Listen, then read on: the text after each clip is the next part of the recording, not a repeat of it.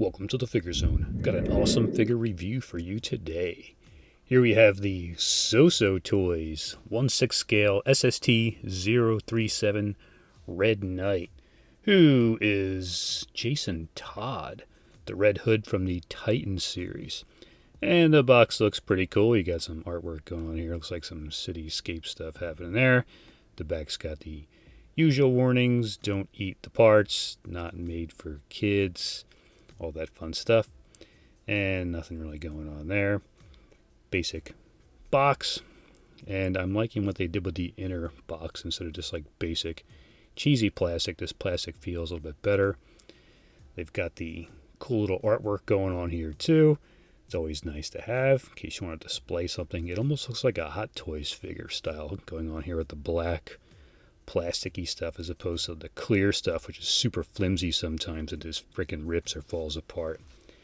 And he's actually got two layers. One has a complete pile of weapons and some hands. The other one is the figure, the stand, bunch of heads, and also the weapons.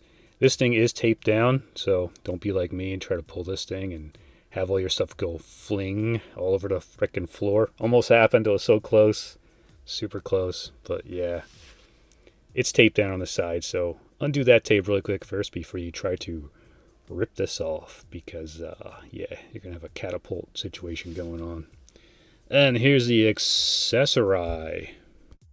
We've got the standard style SooSoo Toys stand here. The bat is really cool. It's like his chest. It's like a spray painted on version, and it's like dripping. The basic crotch grabber reused from millions of things.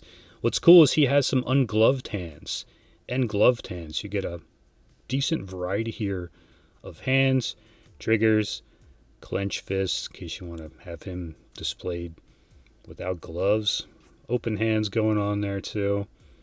And yeah, the hands look really nice and really well done. And these gloves look really cool too. You got a bunch of trigger fingers going on here.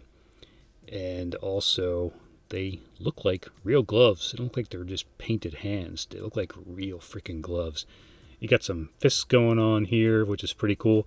Then you only get one kind of openish hand. It's sealed to the side still with the thumb and the finger. It's for the holding the knife. And you get these two little things here. I think they're for like wrist bracelet things. I don't even remember what they're even for. There's no instructions for these things, so you pretty much got to guess. Now you got his knife here too. This is made of plastic, but it looks like real metal. They did a good freaking job on this. This thing is shiny. I'm freaking digging on it. It's pretty pointy too, so definitely don't stick yourself if you want to use it for a self-defense weapon. There you go. And I think these are his W High Kappa 5.2Ks with flashlights. These are nice. They're super freaking weathered. They look like real metal. They're just freaking plastic. They got some working parts here. The slide moves around a little bit here too, which is always nice to have. So you can show this thing like in battery or ready to fire. He's got some kind of a flashlight attachment thing down here. It does come off. There is a rail on there. It looks like it's lit up, but they did a good job here of making it look like it's freaking lit up, which is pretty sweet. All weathered and all too.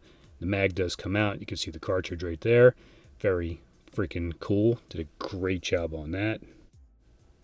And I believe this is his CZ Scorpion Evo 3A1 submachine gun. Looks very nice too. It's got a Juggernaut rail up top there, just in case you want to put some kind of sights. And you got the little 1-point strap. You got the folding stock. Very cool. So you can pop this on him. Put it underneath his jacket if you want. Looks nice. It's got some weathering going on. Great detail on this thing. You can see a little bit of scrape marks. Magazine does come out. You can see the cartridge in there too. The magazine looks a little bit different than the one that's supposed to come with sometimes, but that's okay. I'm just happy we got the weapon. And for his main weapon, I believe this is the CSI Star XR5. It's got a cool little can scope up top there too. This is really nice. It's freaking huge. The stock does go out a little bit. Magazine pops out. There's no cartridge. It's just a black chunk of plastic. I'm okay with that. It's got a little flashlight torch at the front. What's cool is the scope does move around a little bit. It's got a little bit of a front and back, so in case you want to position it, not that you can too much, but we'll get into the articulation in a little bit. Yeah, this thing's pretty cool. It looks like the flashlight is lit up too, the way they painted this thing. I'm not sure if that flashlight comes... Oh yeah, it does come off, that's right. It's one of those things, if you do pull it off, it starts to get super loose. Same thing with the handguns. As soon as you pull that little red torch flashlight off there, they start to get a little bit loose, so keep that in mind. Also, the handgun flashlights do fit on the side rails of the CSI, but not the Scorpion. The rail's a different size, which is kind of weird. And this is pretty cool. This is his battle-damaged helmet. It's not really wearable. You can probably pop it on a basic figure if you want, but it's pretty much meant to be held or pop it on the ground. Looks pretty cool. It looks just like the other helmets, except you got the giant chunk missing there. And this one's got the giant battle-damaged piece, and you can see Jason Todd's face in there. That's pretty cool. I've seen another one where it looked like it was looking towards the side too much, like the face is like almost peeking out. This one seems to be right lined up perfectly. There is a magnet in there. We'll get more into those as I found out, because this is all brand new for me. And here is the Jason Todd Kern Walters head sculpt. I think they did a good job on this. I didn't get the Wingman figure. I had to cancel it. Unfortunately, I was low on funds at the time. But not sure. I can't compare those two together. Has a little piece of plastic on it. You can pretty much take it off, or you can keep it on if you want to protect it from the frickin' red sweatshirt going on there, so you don't get any dye on it. So it does go off and on pretty easily, but I like the hair. The paint is really nice on this thing. They did a great job on this. I'm totally digging on it. I think the likeness is pretty much on point there too. And here he is. I gotta say, they did a great freaking job on this. The helmet looks really nice, and it's got a magnet, and as I found out, which I just happened to see, this is the first time I'm opening this figure up, my magnet fell out. Now, I've seen a bunch of posts today after I did this video, and everybody else's magnet fell out too. So, yeah, that's totally not cool. Apparently, they didn't glue it in there. So, it's going to be fun. Get some Gorilla Glue gel stuff. Kind of brush it on there if you want. Just make sure you pop it in there properly. The little back piece there.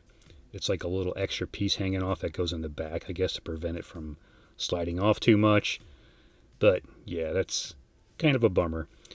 So, I'm going to glue the thing eventually, but if you need to, and if you want to, get some motherfucking fun tack. You got to get this stuff when you own action figures. It can repair wrists, loose pieces. You can freaking do so much stuff with this. And for the meantime, I'm pretty much going to take a giant ball of this thing and shove it inside the helmet and attach the magnet to it. Now, I needed more when I first put this in here. It's going to fall off in a second, but a little bit more in there, it's pretty freaking sturdy. As I did the video a little bit further, I took another chunk and threw it in there. Stayed on perfectly. So if you want to glue it, cool. If you're going to put the hood on, a little bit of fun tack, it's going to stay perfect. But yeah, it's like, cool, bastard. I don't know why this happens sometimes. Maybe the factory forgot. I don't know. But anyway, he's got a sweatshirt underneath there because he's got to have his red freaking hood. The jacket looks really nice. I don't think it's leather. I think it's some kind of leather-like material. And it looks nice. It's a brown color.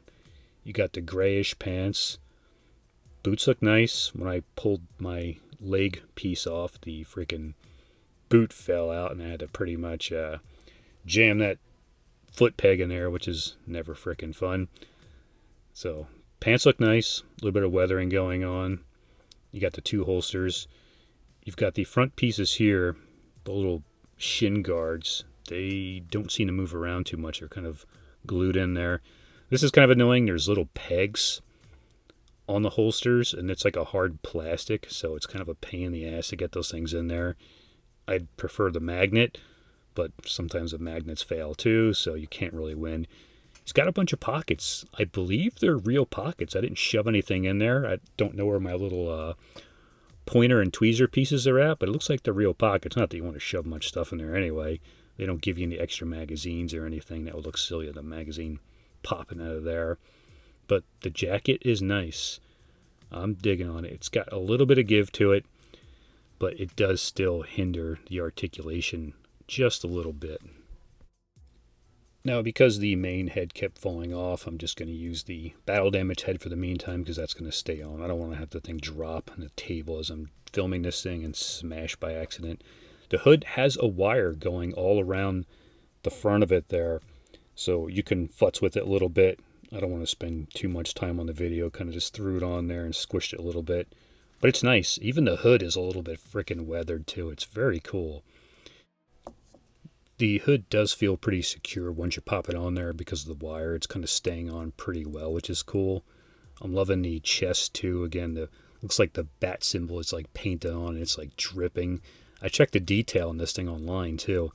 The little tiny little copper pieces or whatever those things are in the sleeves, they're there too in the jacket. They got this thing down like freaking big time. I love the chest piece. He does have a zipper in the back there too. So it looks like the pants can pop off and he can zipper this thing down just in case there's any kind of situation where you get any breakage on the body. If you're enjoying the video, hit that thumbs up button and also subscribe so you don't miss out on any action figure news and reviews. And if you'd like saving money in action figures, use my Giant Toy Store link in the description below. Now, checking the articulation, I don't go crazy with my figures because I don't want to break a figure and I can't afford it. If it breaks, I can't get another one. I'm freaking screwed. So I try to be super careful. Head's on a magnet, so you can do what you want pretty much.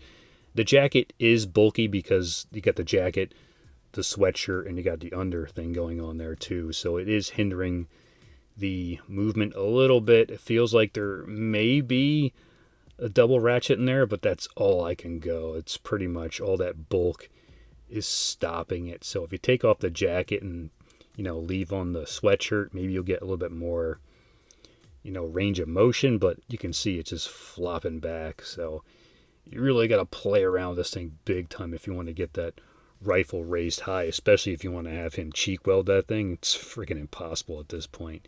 You got to go nuts with this thing, but it is what it is. You're sacrificing some of the articulation for the look is what it is, It's got the usual crunch, twist. There's not much movement in the legs. The pants are pretty tight in that crotch area. You don't want to go any further than that or else you might split the things. Legs don't go up very far, and pretty much they really don't go anywhere when you put them to the back. That's pretty much it, But you don't really want to force the thing too much. Again, I'm trying to be as gentle as possible. I even hate doing this double knee bend because the freaking little piece here, I think it may be glued on. I don't know if that's Velcro with this little guard. Mine started to come off, so I'm not about to peel the thing because I don't want to rip it, so I just kind of shove it back on and call it a day. I can't quite see what's under there, and I'm not going to rip it off because I've torn so many freaking knee pads doing double knee bends for videos. Got the basic, it's like a split cut almost going down there too, so you got some good range of motion with the ankles. You got the butterfly joint and all too, which pretty much all the figures have these days, which is cool. But yeah, just mess around with the jacket to get the best articulation you can get because everything is just a little bit bulky, but freaking awesome still. It's Red Hood. Now this is pretty much him right out of the box, just kind of standing up. I popped the pistolas in his holsters. They do work. When you pull the pistols out, sometimes the little red flashlights get stuck inside the holster, so don't think you lost it. It's just in there. It won't fall out of the holster, which is awesome, but mine got stuck in there a couple times. And the hood looks very nice too. And he sometimes wears the hood, but the majority of times he seems like he's not really wearing the hood. And there's the battle damaged head. But yeah, I'm totally loving this figure because you got the lack of articulation. It brings it down a little bit, but you can get that rifle up a little bit more. But if you want him to hold it with the second hand, support hand, you can't do very much with it.